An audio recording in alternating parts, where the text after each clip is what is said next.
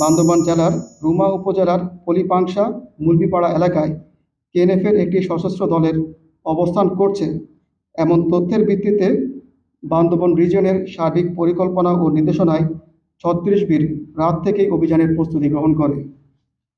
আজ ভোর 05:00 ঘটিকায় রুমা জোনের সেনা টহল দল নির্দিষ্ট এলাকায় পৌঁছে অবরোধ ও তল্লাশি অভিযান শুরু করে। অভিযান চলাকালীন সময়ে সেনা সদস্যরা সুনির্দিষ্ট একটি স্থানে কেএনএফের সশস্ত্র একটি দলকে শনাক্ত করতে সক্ষম হয়। সেনাবাহিনীর উপস্থিতি বুঝতে পেরে কেএনএফের সদস্যরা পালানোর চেষ্টা করলে উভয় পক্ষের মধ্যে ব্যাপক গুলি বিনিময়ের ঘটনা ঘটে। গুলি বিনিময় শেষে সেনা সদস্যরা তল্লাশি চালিয়ে ঘটনাস্থলে ইউনিফর্ম পরিহিত 2 জন কেএনএফের সশস্ত্র দলের মৃতদেহ উদ্ধার করে। নিহত 2 জনের মধ্যে একজন দলটির সশস্ত্র শাখার গুরুত্বপূর্ণ দায়িত্বে ছিলেন এবং অপর একজন কেএনএফের সশস্ত্র শাখার সদস্য ছিলেন।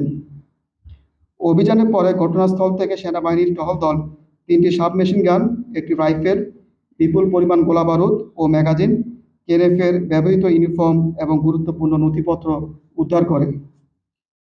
বিগত বছরগুলোতে কেএনএফের সশস্ত্র কর্মকাণ্ডে এবং অভিযানের কারণে বম জনগোষ্ঠীর অনেক পরিবার বাস্তুচ্যুত হয়ে উন্নত আশ্রয় নিতে বাধ্য হয়। সেনাবাহিনীর অব্যাহত সফল অভিযানের কারণে নিরাপত্তা অবস্থার উল্লেখযোগ্য অগ্রগতি হয়েছে, যার পরিপ্রেক্ষিতে ইতিমধ্যে 126টি পরিবার তাদের নিজ নিজ পাড়ায় ফিরে এসেছে এবং স্বাভাবিক জীবনে ফিরে যাওয়ার প্রচেষ্টায় রয়েছে। সেনাবাহিনী তাদের নিরাপত্তা, আশ্রয় ও পুনর্বাসনে সর্বাত্মক সহযোগিতা প্রদান করছে। আমরা সুস্পষ্টভাবে বলতে চাই, আমাদের অভিযান শুধুমাত্র পার্বত্য চট্টগ্রামে সশস্ত্র দলগুলোর বিরুদ্ধে। সাধারণ জনগণ যারা শান্তিপূর্ণভাবে বসবাস করছেন তাদের প্রতি আমাদের পূর্ণ শ্রদ্ধা ও সহানুভূতি রয়েছে এবং তাদের জানমালের নিরাপত্তা রক্ষায় আমরা বদ্ধপরিকর।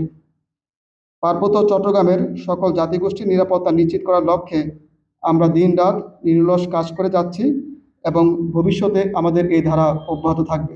যে কেএনএফের যে বিভিন্ন সময় যে হাইডআউট বা গুপ্তচরগুলো খুব দুর্গম এলাকায় থাকে, আমরা দেখা যাচ্ছে যে পৌঁছার আগে হয়তো তারা সেখান থেকে পালিয়ে গেছে।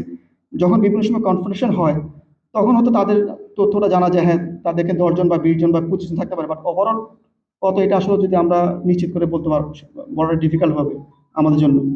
এটা একটা বিচ্ছিন্ন ঘটনা এবং এই ঘটনা যেখানে ঘটেছে সেটা কিন্তু আমাদের যে প্রয়োজন এরিয়া আছে ভোগালের থেকে অনেক দূরে।